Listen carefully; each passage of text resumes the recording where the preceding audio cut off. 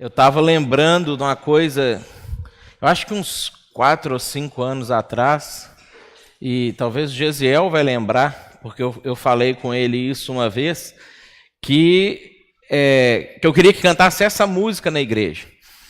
Só que uns 4 ou 5 anos atrás não ficava desse jeito que a gente cantou agora. E aí eu lembro que eu tenho uns negócios meio particulares, talvez até um pouquinho excêntricos assim comigo mesmo, que eu fico fazendo as micrometas comigo em relação a coisas da vida, nas quais eu estou envolvido. Eu faço várias em relação à igreja, faço em relação à vida profissional, à vida familiar e etc. Tem um monte de coisa assim. Eu lembro que eu fiz uma comigo assim, não, eu vou ter...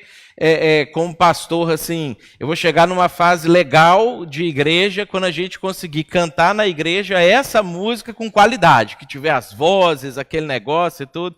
Aí a gente já cantou ela outras vezes, mas eu estava lembrando disso hoje, né? Eu fico feliz da gente conseguir ter esse nível de qualidade que a gente está tendo, né? Isso é uma coisa que empolga, isso mostra assim o nosso crescimento, isso mostra nosso desenvolvimento, mostra a dedicação das pessoas que fazem o louvor aqui na frente, de ensaiar, de treinar, de praticar, de sincronizar. E eu acho que isso é um negócio muito bacana, né? Eu quero, de certa forma, agradecer, né, o pessoal todo que faz parte do louvor por conta disso, porque é uma dessas micrometas vencidas que eu tive por conta daquilo que a gente consegue fazer, né? Então isso eu fico muito feliz. A gente tem outras, aí eu talvez ao longo dos próximos meses ou anos vou contando outras para vocês à medida que a gente chegar lá. E aí a gente vai... vocês vão conhecer um pouco mais da minha cabeça nessas coisas também. Semana que vem, domingo que vem, a gente tem o nosso passadia, né? Então chegou o nosso passadia. Hoje é o último dia para você que vai participar e ainda não acertar com a Júlia, né? Levanta aí, Júlia, para o pessoal ver você direitinho. A Júlia é que está recolhendo os valores, é R$25 por pessoa, que aí a gente consegue fazer toda a logística, tanto pagar o lugar quanto a alimentação que a gente vai ter lá. A gente vai ter uma alimentação bem bacana. Passadia é um dia que a gente tira para ficar junto como igreja e uma oportunidade que a gente tem de conhecer os amigos uns dos outros, né? Por conta disso, na nossa igreja, o visitante não paga, né? E não é você que tem que pagar por ele, a igreja cobre o valor do seu visitante. Então é importante que você dê o nome também dos seus visitantes, obrigado, de quantos que você vai levar, para a gente saber direitinho o número de pessoas que a gente vai ter para comprar as coisas certinho, para não faltar e não sobrar muito, né? E aí a gente conseguir. Então, você que ainda não acertou e vai participar, acerta com a Júlia no final do culto e informa para ela quantos visitantes você vai levar, para a gente poder ter isso certinho. Antes da gente entrar na mensagem, há uns 2 meses ou 3 meses atrás, não lembro exatamente quando, eu passei para vocês aqui umas fotos e uma situação de um temporal que deu no Paraguai e que atingiu a base da Missão Betânia em Puerto Antequera, que fica bem no interior do Paraguai. É um trabalho que ajuda, inclusive, os ribeirinhos do Rio Paraguai, de evangelização. E essa tempestade afetou o barco, que é o barco que eles utilizam lá, é o meio de transporte que eles têm, é o barco que eles utilizavam para poder acessar as ilhas do Rio Paraguai. E aí a gente levantou uma oferta aqui na igreja, bem bacana, e aí eu queria passar para vocês o vídeo do agradecimento do pastor Edgar, que é o pastor responsável pelo trabalho lá. Então, você já vai, muda a chavinha na sua cabeça, ele vai falar em espanhol, dá para entender, né? Porque é bem parecido com o nosso idioma, mas é o vídeo que ele mandou de agradecimento, onde ele vai falar das fases, né? O que eles estão fazendo agora no conserto do barco, E foi legal porque eu estive com ele nessa semana lá em São Paulo, e com o Benítez, que é o presidente da Missão Betânia lá no Paraguai, e aí eles me contaram que a nossa oferta desencadeou uma série de outras ofertas de outras igrejas, porque quando o pessoal viu e falava com ele assim, mas aconteceu não sei o que, ele respondeu para essas igrejas, aconteceu isso, isso, isso, mas uma igreja lá de São Leopoldo já nos deu uma oferta que é parte para a gente fazer, e aí ele disse que outras igrejas, por causa disso, não, então nós vamos concluir isso aí. E aí o pessoal juntou e conseguiu arrecadar o valor. Mas aí vem o videozinho dele para nós, né? E um agradecimento a todos que contribuíram também nesse momento. Buen día, ¿qué tal? ¿Qué tal, Pastor Mateo? Estamos mandando un pequeño video aquí del trabajo que estamos haciendo en el barco. Y gracias por sus ofrendas que podemos levantar el motor, y también con la ofrenda de algunos hermanos estamos cambiando todo el plan del barco, así también estaremos cambiando la parte del costado, así reformando la cabina para dejar la mejor forma posible para ir otra vez a predicar, a visitar a los hermanos que están en la isla. Entonces te damos muchas gracias a los hermanos que han aportado y que sigan orando por nosotros. Estamos acá trabajando con mi hermano Marcelo, y también que está grabando un discípulo nuestro que está ayudando aquí en el barco. Muchas gracias, bendiciones. Só agradecimento dele, e dentro das estruturas que estão sendo refeitas e já em fase de conclusão. Esse vídeo aqui ele mandou acho que 3 semanas atrás. Ele disse que já está até mais avançado do que isso, e é um negócio legal, né? A gente vê que a gente consegue esticar o nosso braço e ajudar pessoas que talvez a gente nunca vai conhecer aqui na Terra pessoalmente, um dia a gente vai encontrar com elas, e uma parte daquilo que a gente fez vai ter contribuído para que elas pudessem também chegar no céu e encontrar com a gente nesse dia, que a gente vai estar todo mundo junto lá, né? Então eu quero, junto com o Edgar, agradecer, né, vocês também que contribuíram, doaram para a gente poder fazer isso, e esse é um dos meus sonhos também, que a gente consiga, como igreja, até de forma regular, poder abençoar outras pessoas, poder chegar em outros lugares, poder investir em plantação de outras igrejas, para a gente ser generoso, né, com isso que Deus tem dado para a gente, né, financeiramente. Deus tem nos dado muita coisa, conhecimento, Deus tem nos dado muito conhecimento, talentos, Deus tem nos dado muitos talentos aqui dentro da igreja. Isso é nítido, é visível com qualquer coisa que a gente tenta fazer aqui, e meu sonho é que a gente consiga esticar, fazer esse tipo de coisa em breve, sistematicamente, né? Não esporadicamente em algumas situações, mas a gente tem algumas pessoas, alguns trabalhos que a gente consegue investir na vida deles sistematicamente para poder levar o evangelho para lugares que a gente fisicamente não consegue estar. A gente tem o nosso papel, a nossa responsabilidade aqui, né, na região metropolitana de Porto Alegre, que é onde fisicamente a gente consegue estar, a gente consegue alcançar pessoas em todos esses cantos, e aí cada um de nós, nas nossas esferas de relacionamento, trabalho, família, escola, faculdade, amizades de infância, etc., a gente tem uma rede de pessoas que a gente consegue levar a mensagem do evangelho, mas Deus nos abençoa com a organização. E por isso que igreja é importante, instituição é importante. A gente fala assim, instituição, não sei o que, e falam uma coisa qualquer contra a instituição. A instituição é importante porque ela nos possibilita organizadamente ter mais força para poder fazer as coisas, para poder chegar mais rápido em outros lugares. Quando a gente despreza a instituição, habitualmente é porque a gente está pensando só na gente, né? Individualmente, se minha salvação dependesse só de mim conhecer a Bíblia e orar para Deus e não fazer grandes males para a humanidade, eu não precisava de igreja, eu podia ficar na minha casa quietinho. Eu já li bastante a Bíblia, eu vou continuar lendo, eu oro, eu amo Jesus, eu não faço grandes males para a humanidade, né? Então, se eu penso só em mim, a instituição é irrelevante. né? Agora, se eu entendo que a minha vida não é centrada em mim, que o universo não é centrado em mim, que as coisas não giram em torno de mim, eu sou um servo de Deus com uma missão específica, a instituição me ajuda a chegar mais longe, mais rápido. A gente tem outros exemplos disso, como, por exemplo, as filmagens. Agora o culto está sendo transmitido para pessoas que não podem estar aqui, e depois isso vai ser assistido ao longo da semana e às vezes de meses, dependendo da repercussão que dá, por pessoas até de fora do país, que utilizam isso que a gente produz aqui em lugares onde eles estão, às vezes até campo missionário, para poder replicar essa mensagem para outras pessoas. Isso é a instituição que permite a gente fazer, né? Que permite que a gente consiga reverberar essas coisas que Deus tem dado para a gente, e não fica só com a gente.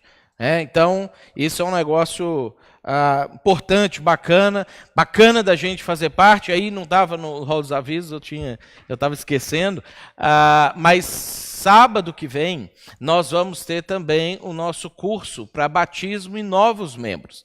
Então, se você não é membro da Igreja Betânia e deseja conhecer a igreja, deseja entender como é que funciona a igreja, para ver se aqui é o lugar que você gostaria de fazer parte, no sábado que vem, 17 horas, a gente vai estar aqui na igreja e a gente vai ter o curso para poder falar sobre a igreja, para você que ainda não é membro da igreja. E se você ainda não é batizado, mas você já entendeu que Jesus é o caminho, é a verdade e a vida, que ele de fato é aquele que nos salva, que ele morreu na cruz pelos seus pecados, e que isso é importante para você, e você se arrependeu dos seus pecados, a Bíblia nos diz que você tem que batizar. É o sinal, é o símbolo, é vamos dizer assim, o aperto de mãos que você dá com Deus, com Jesus, de que eu estou dentro do negócio. Então, se você não é batizado, mas você já entendeu isso já é realidade na sua vida, também no sábado que vem, às 17 horas, a gente vai tá junto aqui para poder falar sobre essas coisas. Hoje a nossa mensagem, ela vai ser em cima dessa pergunta: por que Deus deixou isso acontecer comigo? Já fez essa pergunta alguma vez na sua vida? Já aconteceu alguma coisa na vida que você depois assim chegou em casa e a hora que sentou assim, passou aquele alvoroço, aquele negócio complicado, aí você sentou e você olhou e você parou, e talvez como uma oração, talvez como um desabafo, às vezes como uma exclamação, você perguntou: por que Deus deixou isso acontecer comigo? Já aconteceu isso com você? Já fez essa pergunta em relação a outra pessoa?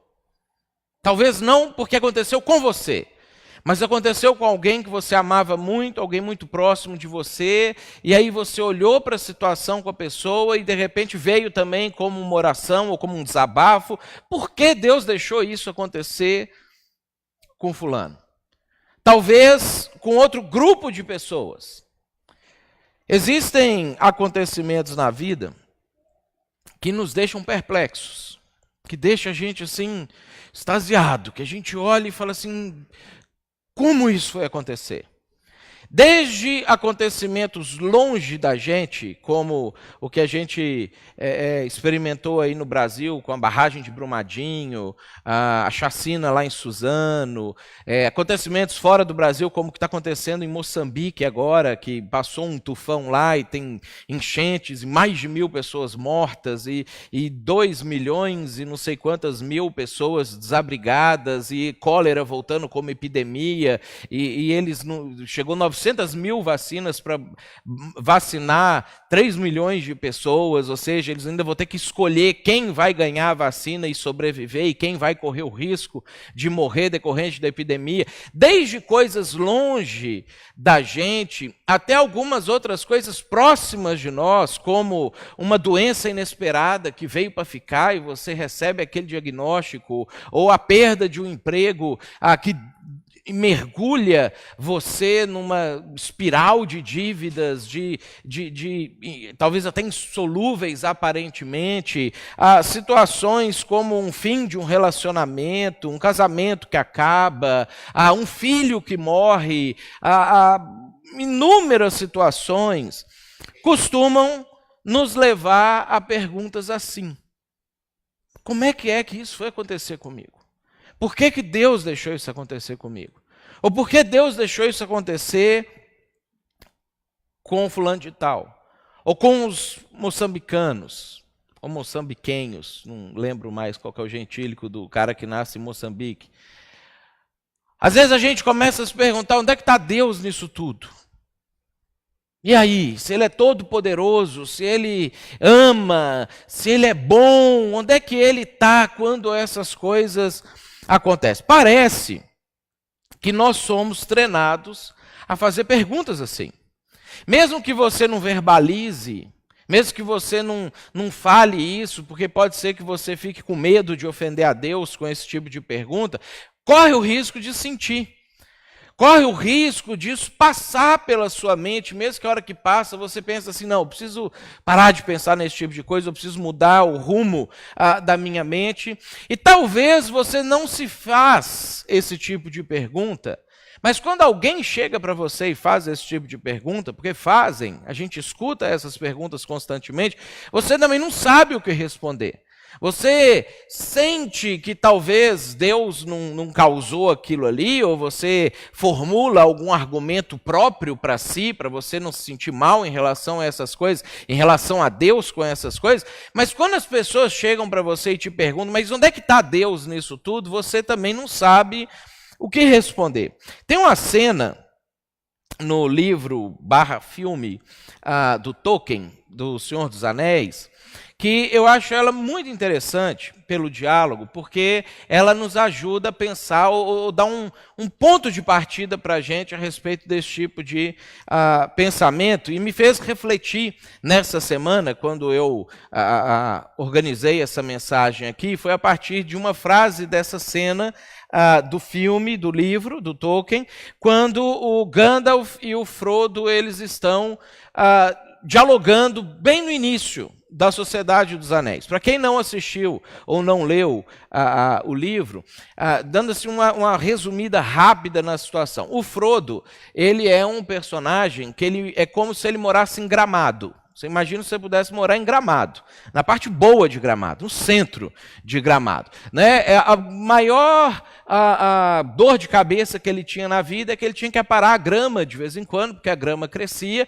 e o resto do tempo ele ficava ali envolvido nas picuinhas do dia a dia dos vizinhos dele, só essas bobaginhas assim que quando a gente não tem preocupação grande na vida, a gente acha que aquilo é grande, né? Mas só assim as coisinhas insignificantes, as bobaginhas, ele ficava ali envolvido com isso e ia tomar cerveja na taberna. A vida dele era isso: morar em Gramado, aparar a grama, discutir com o vizinho, tomar cerveja na taberna. Uma vida assim que eu acho que a gente gostaria de ter, né? Uma vida dessas assim. Eu fico pensando, uma vez eu até brinquei, né? Eu falei assim: não, imagina se a igreja de Betânia espalhar por tudo quanto é canto do Rio Grande do Sul, e aí eu pudesse administrar todas as igrejas de um lugar, eu ia colocar a sede em Gramado, né? Porque ia ter igreja de Betânia em Gramado também, né? Aí a gente podia de lá administrar tudo. Frodo morava em Gramado. Aí, o que acontece? O mundo vira de ponta cabeça. Aparece um inimigo lá, que era o cara que tinha criado o anel há um tempo atrás, e ele começa a bagunçar o mundo, e assim, acidentalmente, o Frodo está com um anel nesse meio tempo. O anel estava lá, mas o anel estava quietinho. O anel tem um imã que atrai a maldade para ele e faz com que as pessoas que usam o anel também tenham alguns conflitos internos. E aí eles tomam a decisão lá que o Frodo é que tem que ser o sujeito que vai destruir o anel no final de toda aquela jornada. E aí a vida dele acaba praticamente. Ele começa a enfrentar gente maior que ele, que o Frodo eles eram desse tamanhozinho assim, tipo uns pigmeus. Aí ele tem que enfrentar gente maior do que ele, acabou o sossego dele, ele quase morre o tempo inteiro, ele passa necessidade, ele fica sujo, machucado, ferido, não sei o quê, jogado de um lado, jogado para o outro, o medo, o pavor. A vida dele desanda. E é uma coisa interessante, porque esse livro ele é inspirado na Bíblia, né? O Tolkien, é mais ou menos do mesmo jeito que o C.S. Lewis fez com Nárnia, ele usa a fantasia e essa construção para inserir alguns princípios bíblicos, para que as pessoas pudessem refletir a respeito de algumas coisas a partir daquilo que ele estava escrevendo. Então, se você não pegou nada disso no filme, assiste de novo e presta atenção nessas situações. E aí tem um momento que o Frodo está discutindo com Gandalf, que é tipo um mago, assim, o chefe de todos lá, que muito poderoso, não sei o quê, mas que já tinha vivido um monte de aventuras, desafios, problemas na vida e não sei o quê, ou seja, não morava em Gramado, né? A vida dele já era turbulenta, e eles chegam num determinado momento, no início da jornada, quando a vida do Frodo desanda, e aí eles têm esse diálogo aqui. O Frodo vira para ele e fala assim: gostaria que isso não tivesse acontecido na minha época. O Anel tinha assim, milhares de anos que os hobbits, que é o tipo de gente que o Frodo era, vivia lá em Gramado bem tranquilo, disse o Frodo. Eu também, disse o Gandalf, como todos os que vivem nesses tempos. Mas a decisão não é nossa. Tudo o que temos de decidir é o que fazer com o tempo que nos é dado. Esse diálogo, eu acho ele fantástico, porque ele aponta para alguns princípios de vida cristã que a gente tem na Bíblia, repetidos em vários momentos, e tenta, de alguma maneira, direcionar a gente para um rumo certo na vida da gente, quando a gente passa por determinadas circunstâncias. Nesse momento da jornada, nós temos dois personagens que desempenham papéis fundamentais na história, sentindo a mesma coisa, o sofrimento pelo mal que se instaurou e que demanda deles algumas coisas, mas reagindo de formas diferentes. A gente tem um personagem que está sentindo-se mal pelo que está acontecendo, mas ele olha para frente, e a gente tem um personagem que está sentindo mal pelo que está acontecendo e olha para trás.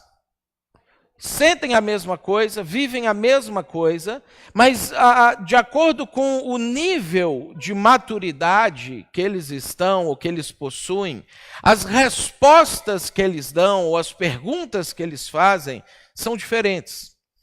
Uma boa forma da gente analisar o nível de maturidade em que a gente está e que área da vida talvez a gente precise investir um pouco mais para a gente poder crescer, são as perguntas que a gente faz.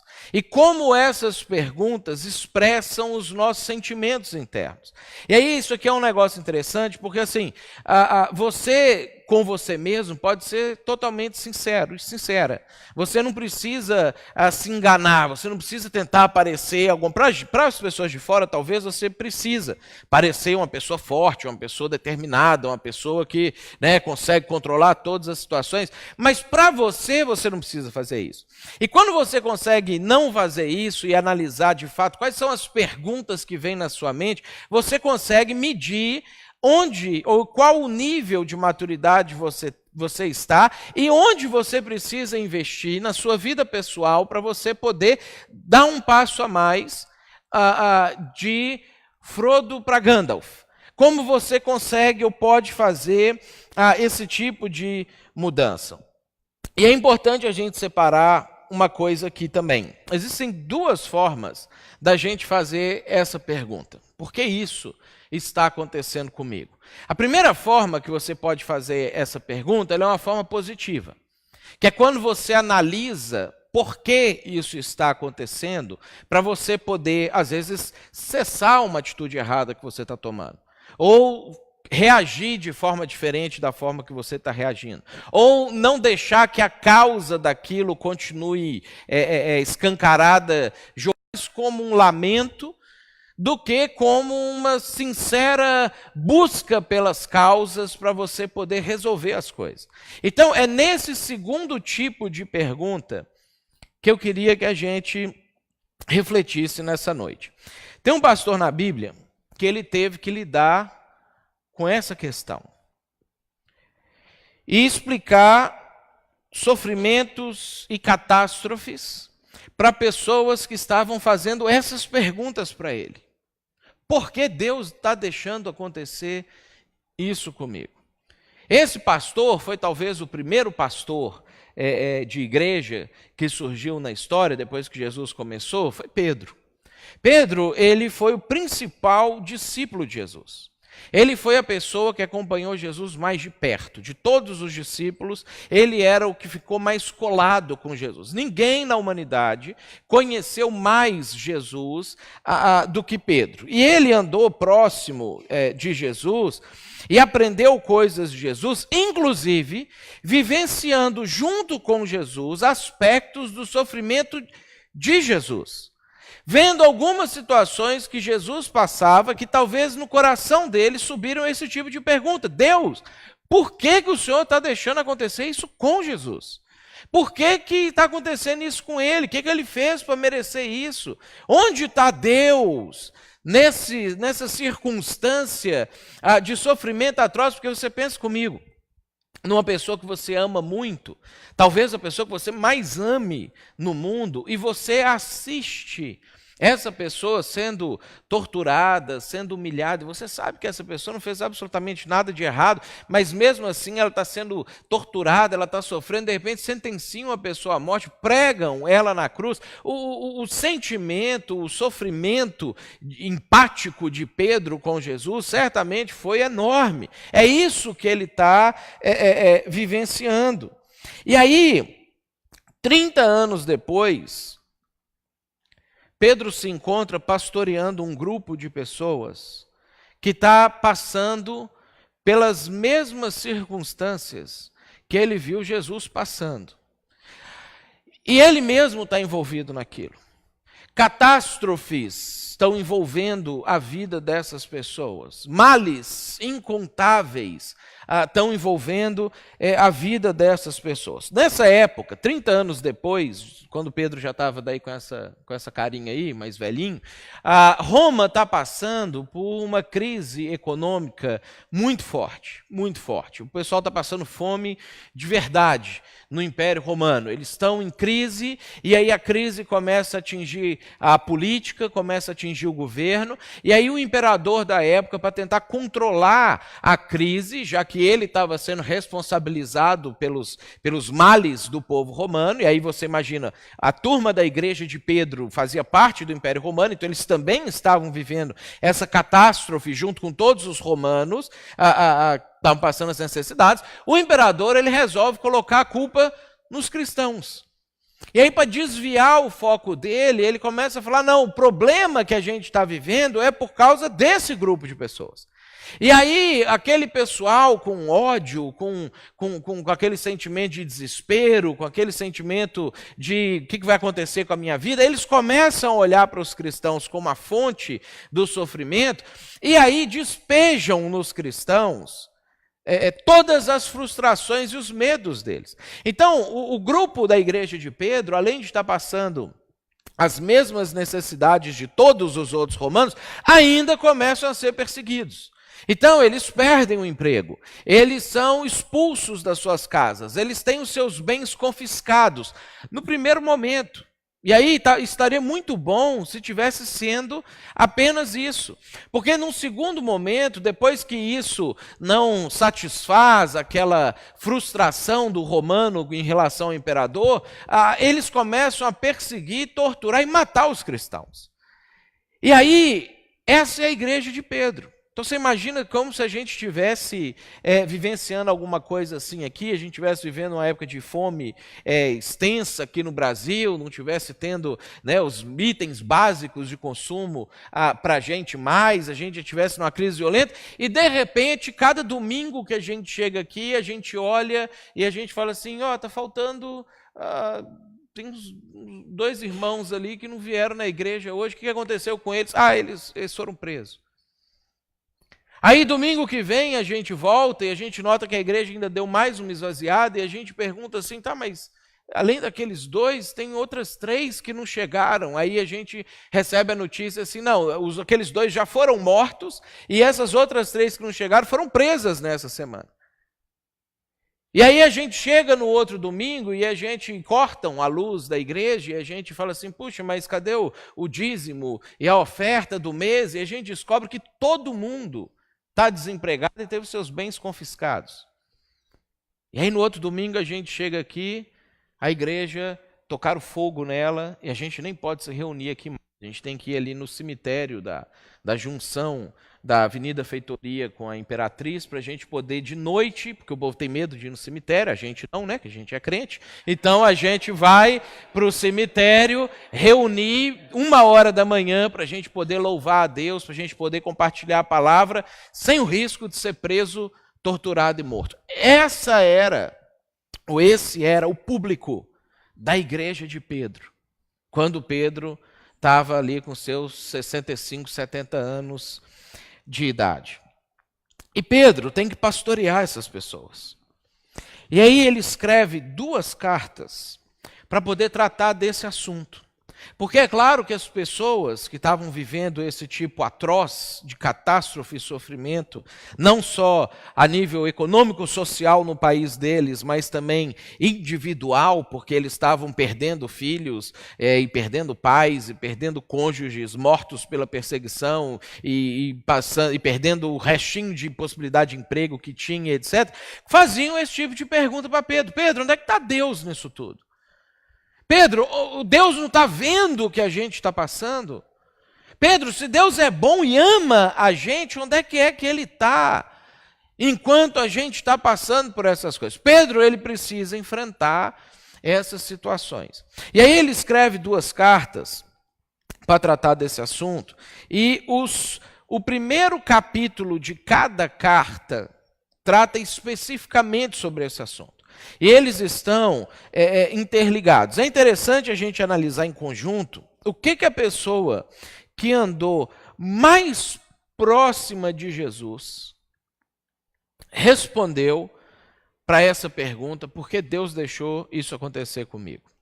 Então, para a gente entender assim de modo mais didático, a gente vai começar analisando um trecho da 2ª carta.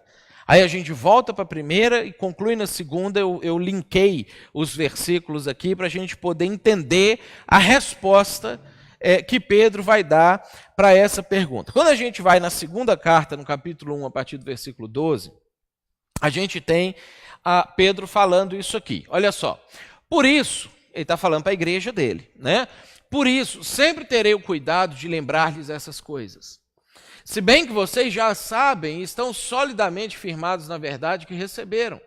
Considere importante, enquanto estiver no tabernáculo desse corpo, esse é um jeito bonito para falar enquanto estiver vivo, né? O tabernáculo desse corpo. Porque Pedro também sabia que assim, a qualquer momento ele também ia ser executado, como de fato foi crucificado de cabeça para baixo. Esse foi o fim da vida de Pedro. Mas antes um pouco de morrer, ele escreve isso. Então, enquanto eu estiver no tabernáculo desse corpo, eu considero importante despertar a memória de vocês, porque sei que em breve deixarei esse tabernáculo, como nosso Senhor Jesus Cristo já me revelou. Olha só que interessante, às vezes a gente busca Deus, né, para falar com a gente as coisas que a gente gostaria de ouvir, que a gente considera que são boas, positivas, resolutivas. Aí Pedro um dia foi orar para Jesus, falou assim, Jesus, me sentenciaram à morte, o que vai acontecer? Jesus falou assim, vai morrer. Né? E contou para o Pedro, é isso aí que vai acontecer. Aí ele escreve na carta, ó, o Senhor Jesus já me revelou, vou morrer. E tem um livro que chama Quo Vadis, que foi escrito recentemente, no século XIX, mas ele é inspirado em alguns documentos antigos que contam as circunstâncias dessa morte de Pedro, que é muito bonito, é muito interessante, inspirador. Eu me empenharei para que também, depois da minha partida, a gente aqui, depois da partida de Pedro, 2000 anos depois, valeu a pena, Pedro. Vocês sejam sempre capazes de lembrar-se dessas coisas. Olha só, Pedro mostra que ele está repetindo esse assunto de propósito. Ele já falou sobre isso, mas ele está falando de novo. Provavelmente ele já tinha falado pessoalmente. Ele está repetindo isso numa carta, porque ele queria que essa resposta fosse o legado da vida dele. Aquilo que vale a pena ser lembrado, vale a pena ser repetido. E aí Pedro leva essa máxima para a vida dele. Aí um pouquinho antes, ele faz ou explica, quando ele explicou a resposta dessa pergunta, ele faz uma analogia muito interessante relacionada com a nossa capacidade de enxergar, que é o que ele fala no versículo 9. Todavia, se alguém não as tem, está cego e só vê o que está perto. No grego, a palavra que é utilizada, traduzida nas nossas Bíblias como cego, é essa palavra aqui, miopazon, que significa míope. Eu sei exatamente do que ele está falando. E alguns de vocês talvez saibam quem tem miopia. Para quem não tem miopia, eu vou explicar para vocês como é que isso funciona. Porque o que Pedro ele está falando aqui? Ele está dizendo para nós que as nossas inquietações elas são inversamente proporcionais à nossa visão. Quando você fica inquieto, quando você fica inquieta, quando você fica aflita, quando você fica ansioso, quando isso acontece na sua vida, isso está relacionado diretamente com a capacidade que você tem de enxergar a sua vida, dentro do cenário global em que você está inserido. Para quem não tem miopia, é mais ou menos isso aqui, a visão de um míope. Você está num campo de golfe, e aí se você encostar a cabeça assim, na bolinha de golfe, você enxerga assim. Mas a bandeira, que talvez esteja lá no fundo da igreja, você enxerga daquele jeito. É exatamente como eu enxergo vocês sem óculos. Só cores desfocadas. Né? É assim que o míope vê. Olha só, isso aqui é a ideia de um míope. Com óculos, você consegue enxergar a casa, as árvores, o passeio. Sem o óculos, é um borrão de cores. Isso aqui é um míope. Não sei se o Pedro era míope também na vida real, para ele poder ter usado essa comparação. Mas ele faz uma aplicação, uma analogia muito interessante para poder mostrar para a gente como que a gente precisa corrigir a nossa visão para a gente poder enfrentar os sofrimentos que a gente vai passar pela vida da maneira correta e apropriada, para a gente poder fazer as perguntas certas, para a gente conseguir tomar as decisões adequadas. E aí o que Pedro faz é nos dar esses óculos com o grau exato para corrigir a nossa miopia ou a nossa incapacidade de enxergar, para que a gente possa olhar a nossa vida a partir de lentes corretivas e consiga enxergar as coisas e consiga dirigir a vida e consiga tomar as decisões adequadas. Então, voltando agora na primeira carta, lá no capítulo 1, a partir do versículo 3, a gente tem Pedro apresentando esse óculos. Ele começa falando assim, bendito seja o Deus e Pai de nosso Senhor Jesus Cristo, conforme a sua grande misericórdia, ele nos regenerou para uma esperança viva, por meio da ressurreição de Jesus Cristo dentre os mortos, para uma herança que jamais poderá perecer, macular-se ou perder o seu valor. Pedro começa a explicação dele para a pergunta por que é que Deus deixou isso acontecer comigo, apontando para o futuro. Ele já começa falando assim, você não pode olhar para a situação sem entender o que essa situação tem a ver com o seu futuro. Porque Deus, ele, com grande misericórdia, regenerou você, ele te deu a oportunidade de salvação, ele estendeu a mão para você, embora você tinha se rebelado contra ele por conta dos seus pecados, ele te deu uma nova oportunidade, e essa nova oportunidade te traz esperança. Esperança, na linguagem bíblica, ela não é relacionada com o jeito que a gente às vezes usa a palavra esperança no nosso idioma, como uma palavra de consolo simplesmente, ou de conforto simplesmente, porque a gente banalizou o termo. A gente às vezes fala assim, não, mas tem esperança, nem você tem, né? A pessoa está desesperada, ou você fala assim, tenha esperança, porque você não quer explicar, ou não sabe o que explicar para a pessoa a partir daquilo ali, como um simples encorajamento interno para a pessoa parar de sofrer aquilo que ela está sofrendo.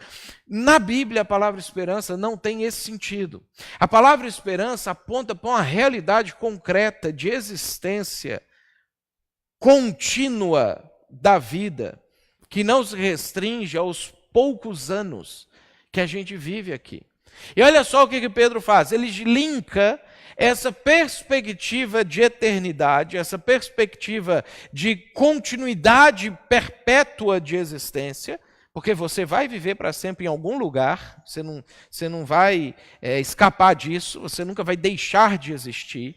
Todo mundo vive para sempre em algum lugar. Então ele linka essa perspectiva de viver para sempre em algum lugar com a ressurreição de Jesus. E ele fala assim, é possível para você que vai viver para sempre em algum lugar, viver no mesmo lugar que Jesus. Porque eu vi Jesus passando por sofrimentos piores do que esses que nós estamos passando, mas eu vi ele ressuscitando.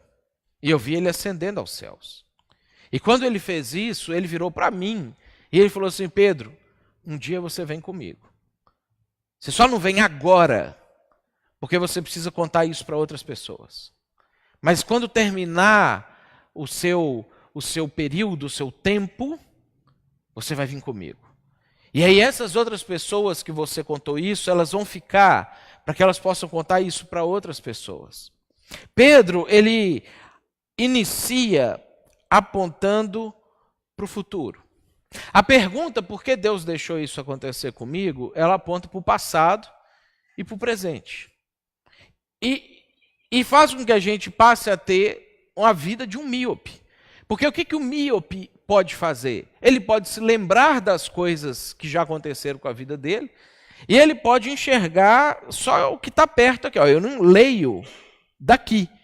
Para eu ler, eu teria que fazer isso aqui, ó. Aqui eu leio o que está escrito. Pedro está falando isso com a gente. Quando a gente pergunta por que Deus deixou acontecer isso comigo, na perspectiva da nossa existência, é como se a gente só tivesse enxergando isso aqui. Tendo que colocar a coisa na cara da gente para a gente poder enxergar. E aí é óbvio que se eu só enxergo isso aqui, eu só consigo fazer perguntas até aqui. Eu tô limitado, eu estou cercado na minha capacidade de enxergar a realidade da vida. A miopia espiritual, ela só permite você lidar com as coisas que você está experimentando agora. E aí você começa a agir e reagir em relação a essas coisas. Olha só que ele continua falando. Ó. Herança guardada nos céus para vocês, que mediante a fé são protegidos pelo poder de Deus, até chegar à salvação prestes a ser revelada no último tempo. E aí, esse protegidos pelo poder de Deus pode nos dar a ideia de que nenhum mal acontece com a gente. Porque se eu estou protegido pelo poder de Deus, não podia estar acontecendo coisa ruim na minha vida. Eu não podia estar sofrendo, não podia ter desastre, catástrofe, doença, morte, dor, problemas, porque eu estou protegido pelo poder de Deus. Mas olha só o que ele fala logo em seguida de fazer essa afirmação. Nisso vocês exultam, ou seja, comemoram, celebram, ainda que agora, por um pouco de tempo, devam ser entristecidos por todo tipo de provação. Essa é a situação do momento deles. E talvez pode ser a situação do seu momento, da sua vida. Você pode estar em um momento que você está entristecido ou entristecida por todo tipo de situação. Dificilmente você vai passar por essa vida sem viver situações de tristeza extrema. Dificilmente. Se você viver muito, ou normal, que uma pessoa vive, que um ser humano vive, você vai vivenciar coisas assim na sua vida. Você vai passar por situações difíceis de aguentar, difíceis de engolir, dores. Você vai passar isso com outras pessoas. Talvez não te atinge diretamente, mas vai atingir gente muito próxima de você, que de repente vai olhar para você como se você fosse a esperança delas. E vai esperar que você dê uma solução. E eu acho que uma das coisas que agonia a gente é quando a gente vê alguém sofrendo e não pode fazer nada em relação à pessoa. Não tem uma palavra para dar que vai animar. Aí vem todos aqueles jargões na cabeça. Aí se você vem na igreja já há um bom tempo, você já viu que esses jargões não funcionam. Né? Não adianta. Se você não vem há algum tempo, aí você usa os jargões assim, mas você lá dentro fica frustrado, porque você sabe que, por mais que você falou, vai dar tudo certo, confia em Deus, você não é aquilo. A pessoa não sorriu imediatamente, comemorou e foi, porque você falou aquilo ali. Pedro lida com o mundo real. Ele lida com as situações concretas, com os problemas que eu e você, enfrentamos e enfrentaremos na vida. Mas olha só, porque ele continua. Ele continua porque ele tem que responder para as pessoas essa pergunta deles. Ele fala assim, assim acontece para que fique comprovado que a fé que vocês têm, muito mais valiosa do que o ouro que perece, mesmo que refinado pelo fogo, é genuína e resultará em louvor, glória e honra quando Jesus Cristo for revelado. Mesmo não o tendo visto, porque Pedro viu, mas ele pastoreia gente que não viu, igual a gente. A gente está incluído agora nesse grupo. Nós não vimos Jesus. Mesmo não o tendo visto, vocês o amam. E apesar de não o verem agora, creem nele e exultam com alegria indizível e gloriosa, pois vocês estão alcançando o alvo da sua fé, que é a salvação das suas almas. Pedro mostra, e ele começa a explicar essas situações, que situações de sofrimento, elas podem servir para aprimorar nossa fé. Elas podem servir para alinhar coisas na nossa vida. Mas elas só vão servir para isso se você der esse destino para o sofrimento que você vivencia na sua vida. Porque a grande maioria das pessoas passa pela vida sofrendo sem dar destino nenhum para o sofrimento delas. Passa grande parte da sua vida fazendo as perguntas: por que Deus deixou isso acontecer comigo? Obviamente não tendo a resposta para essa pergunta imediatamente, e transforma isso em amargura, em mágoa, em ira, em frustração, em baixa autoestima, em depressão, em desejo de não levantar da cama mais, em desejo de não tentar mais uma vez alguma coisa na vida. Por quê? Estão fazendo a pergunta errada. Porque estão direcionando a sua vida só para aquilo que estão vendo imediatamente. Essa fé que Pedro está falando aqui tem a ver com o alcance da nossa visão. Tem a ver com o alcance da nossa percepção da realidade do mundo e da nossa existência dentro desse mundo.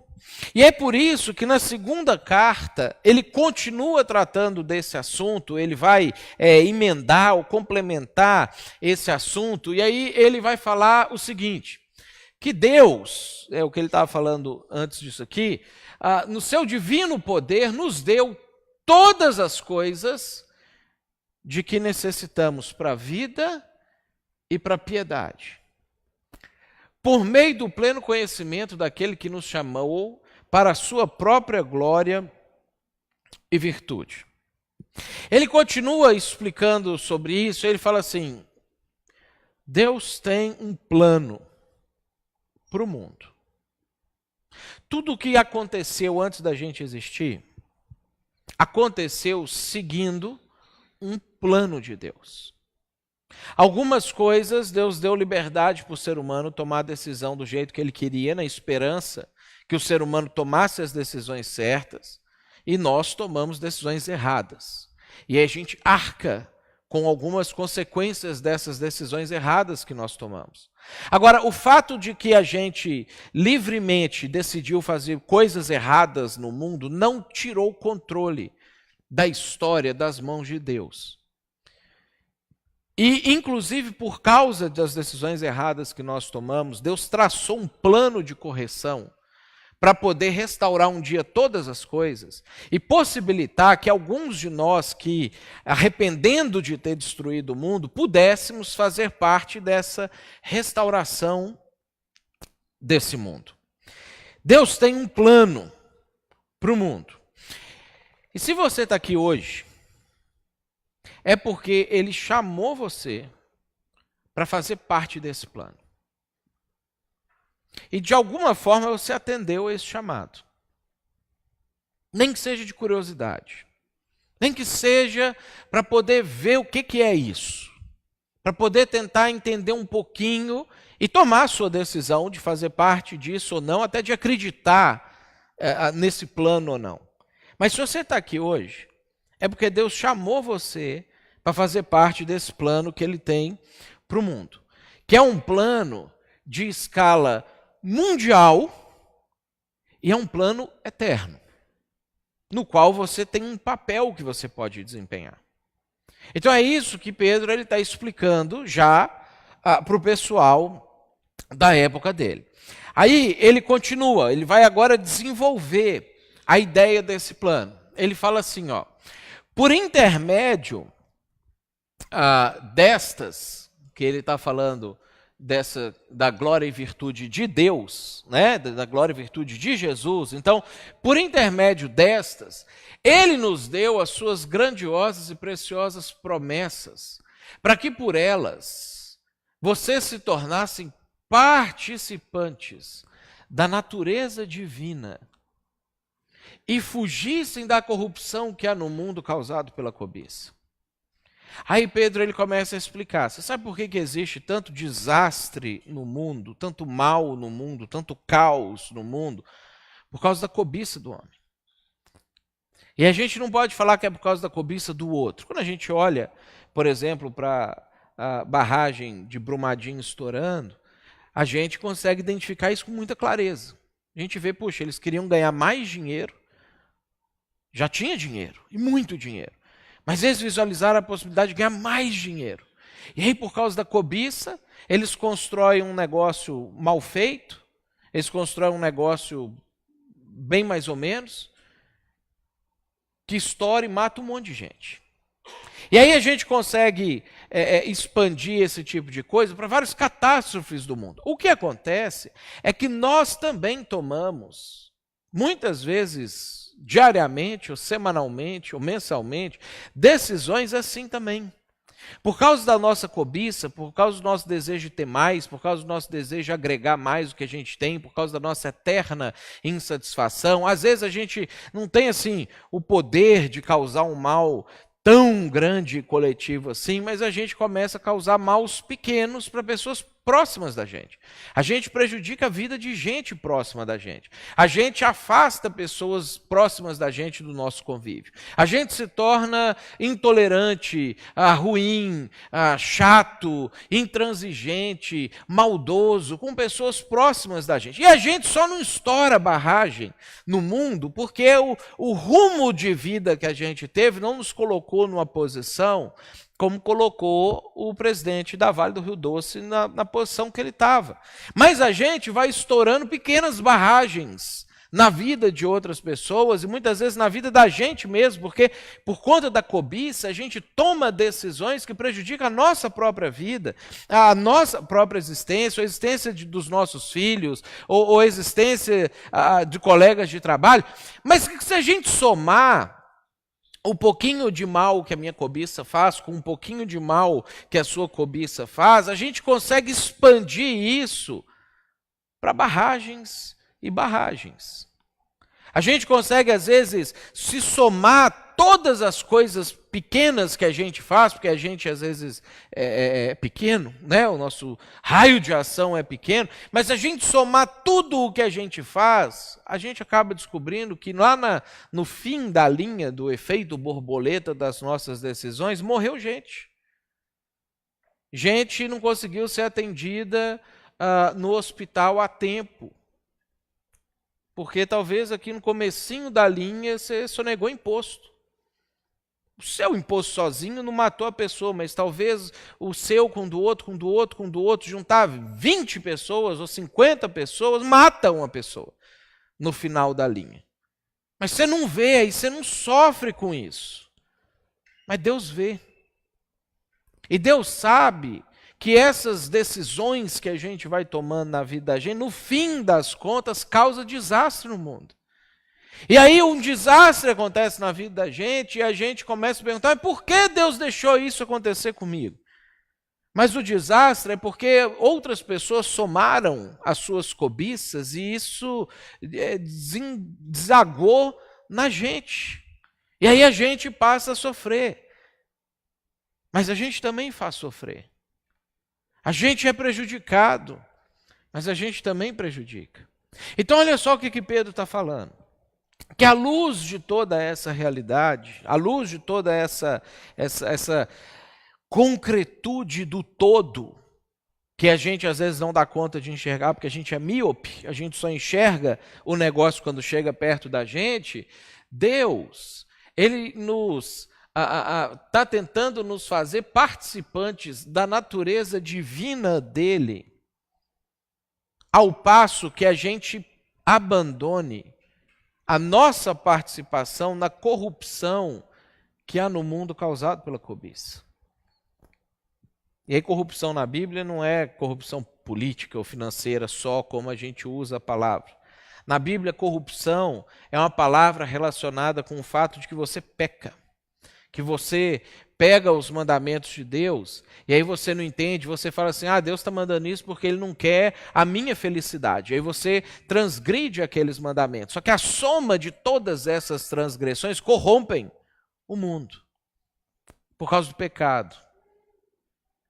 E aí Pedro ele continua falando, como é que Deus então faz isso, para tirar a gente dessa vida de corrupção que há no mundo causado pela cobiça, como é que a gente se livra da nossa cobiça e participa da natureza dele. Aí ele continua falando, por isso mesmo, empenhem-se. A decisão que a gente tem que tomar. Empenhe-se para acrescentar à sua fé a virtude. Porque você já acredita em Jesus. Já sabe que Ele é quem Ele diz que é. Já sabe que Ele fez o que Ele diz que fez, e já sabe que Ele vai fazer o que Ele diz que vai fazer. A fé não depende de você fazer nada, você acredita no que Jesus fez. Mas aí Pedro vai falar, bom, agora você precisa acrescentar as coisas que você vai fazer. Então você acrescenta a sua fé à virtude. À virtude você acrescenta o conhecimento. Ao conhecimento você acrescenta o domínio próprio. Ao domínio próprio você acrescenta a perseverança. Virtude difícil nos nossos tempos imediatos, que a gente quer tudo para ontem, rápido, e quer sarar agora, e quer resolver o problema financeiro imediatamente, quer que Deus venha e venha já para tirar a gente do sofrimento. Mas você precisa acrescentar perseverança na sua vida. À perseverança você acrescenta a piedade. À piedade você acrescenta a fraternidade. E à fraternidade você acrescenta o amor. Não adianta você só ser fraterno com as pessoas, porque é politicamente correto ser fraterno, é politicamente correto falar as coisas bonitinhas, e você acha que você tem que ter uma boa convivência para não ficar feio para as outras pessoas verem isso. Isso não é o suficiente. Você a isso precisa acrescentar amor. Precisa amar as pessoas. Você precisa ter um sentimento positivo em relação às pessoas. Você precisa orientar a sua vida positivamente para outras pessoas. Porque se essas qualidades existirem e estiverem crescendo em suas vidas, elas impedirão que vocês. É isso que vai frear vocês. No pleno conhecimento de nosso Senhor Jesus Cristo, sejam inoperantes e improdutivos. Deus tem um plano para o mundo. Se você está aqui hoje, é porque Ele chamou você para fazer parte desse plano.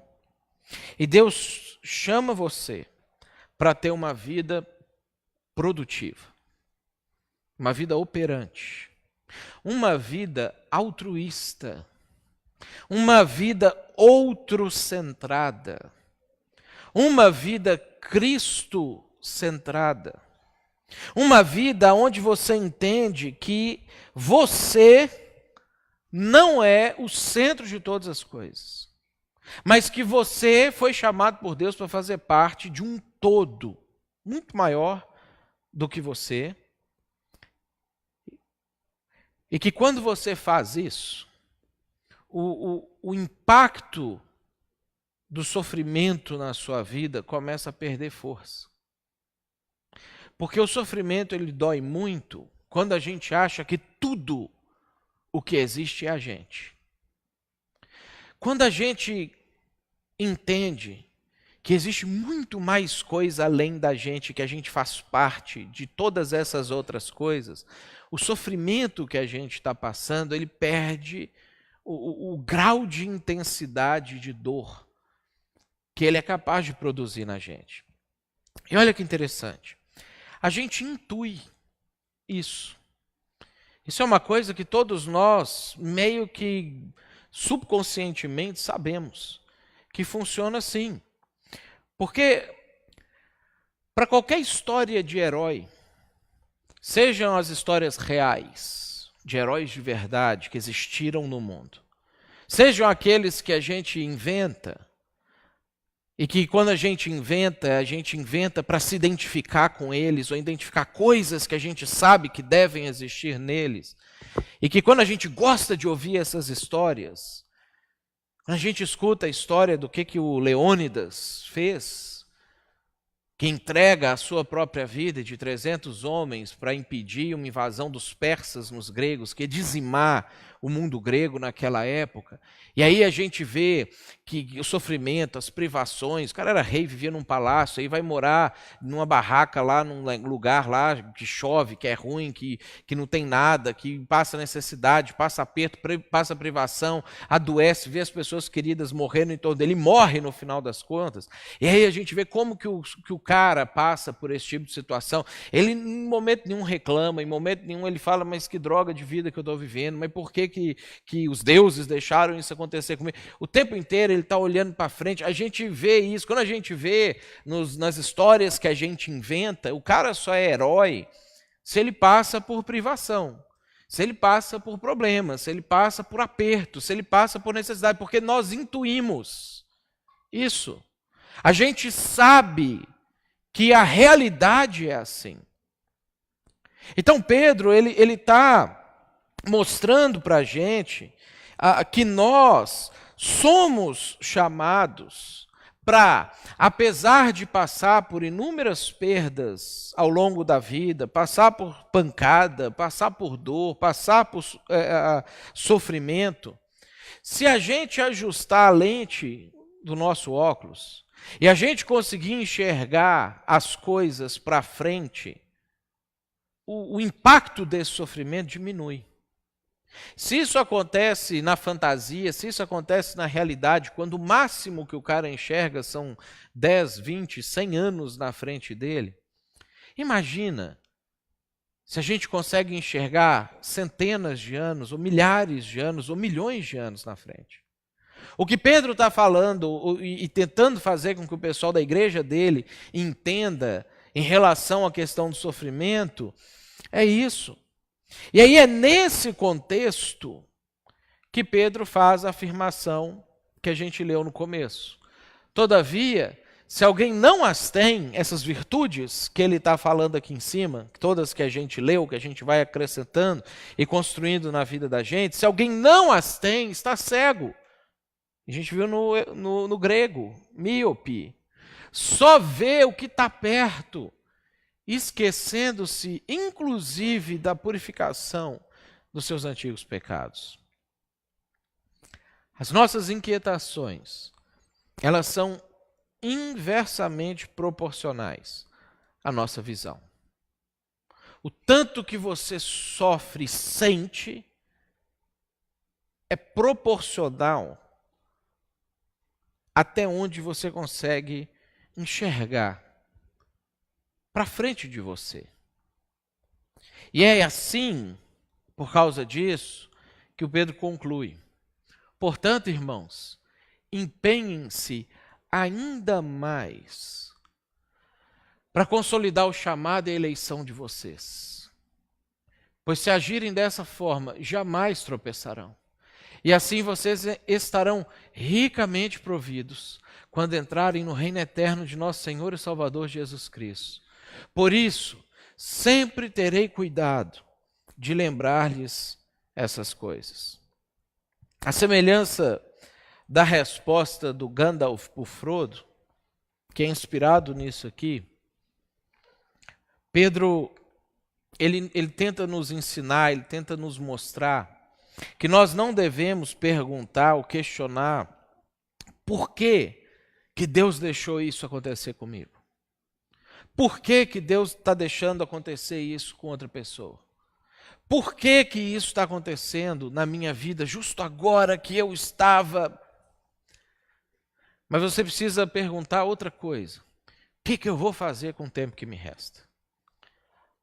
À luz desses acontecimentos, o que eu vou fazer a partir de agora? O que eu vou fazer com aquilo que me foi dado? O que eu vou fazer com aquilo que Deus me deu, aliado com aquilo que está acontecendo na minha vida? Como que eu posso pegar isso, eu posso expandir isso, eu posso reverberar isso à luz da eternidade, porque agora eu consigo enxergar muito para frente. Agora eu sei que isso que está acontecendo agora é extremamente temporário e curto. À luz de todo o tempo que ainda vai existir, inclusive para minha própria vida. E essa foi a conclusão que o Pedro chegou para o próprio sofrimento dele. Porque ele termina falando assim: eu considero importante, enquanto eu estiver no tabernáculo desse corpo, despertar a memória de vocês. Porque eu sei que em breve deixarei esse tabernáculo, como nosso Senhor Jesus Cristo já me revelou. Eu me empenharei para que também depois da minha partida, vocês sejam sempre capazes de lembrar-se dessas coisas. Quando Pedro colocou o óculos dentro da prisão, já sentenciado à morte, condenado à morte, ele não enxergava o dia seguinte onde ele ia ser crucificado de cabeça para baixo. Com o óculos dele, ele enxergava a gente, aqui hoje. Ele via eu e você, ouvindo e lendo as palavras dele, ouvindo a história dele, encontrando as soluções dele e tomando decisões que vão impactar toda a nossa vida e toda a nossa existência, e que por conta das decisões que a gente vai tomar aqui, vão impactar a vida de muito mais gente. Quando Pedro colocava esse óculos, alguém chegava para ele assim: mas você vai ser crucificado amanhã de cabeça para baixo. Vai doer, mas olha o que tem pela frente. Vai ser ruim, mas olha o que vai acontecer depois disso. Eu não queria mesmo morrer agora, mas por causa disso, eu consigo falar coisas que vão impactar toda a humanidade por milhares de anos para frente. Eu consigo interferir na vida de pessoas para fazer com que outras pessoas também consigam colocar os óculos e consigam enxergar a existência a partir disso também. Pedro, ele conclui falando que o que ele queria fazer era cumprir o chamado de Deus para a vida dele, deixar um legado. Ele queria concluir aquilo para o que ele foi chamado, de participar do plano de Deus para o mundo. Ele queria só concluir aquilo e deixar um legado. Deus, ele não responde às perguntas como: por que Deus deixou isso acontecer? Mas ele nos orienta sobre como que a gente pode viver uma vida onde essas perguntas não sejam mais feitas por nós. E aonde a gente consegue responder para as outras pessoas. Aonde a gente consegue pegar outras pessoas pela mão que estão sofrendo, que estão amarguradas, que estão em depressão, que estão ansiosas, que estão desenganadas pelos médicos em razão da sua saúde, e mostrar para elas, olha, tem mais, tem muito mais. E Deus está chamando você para participar do plano que Ele tem para o mundo. Ele quer inserir você dentro desse plano. Ele quer colocar óculos na gente hoje. Ele deseja que você responda positivamente ao chamado que Ele está fazendo para você hoje. Ele quer que você se torne operante e Ele quer que você também deixe um legado. Para que o dia que você não estiver aqui mais, muita gente ainda possa ser abençoado e ser alcançado pelas coisas que você decidiu fazer com o tempo que restava para você aqui. E isso vai inclusive mudar a maneira como você vai perceber o sofrimento na sua vida. Você vai sofrer, mas você vai sentir bem menos. E você vai até encontrar razões para isso estar acontecendo que vão motivar você a continuar seguindo em frente. Vamos ficar de pé para a gente orar?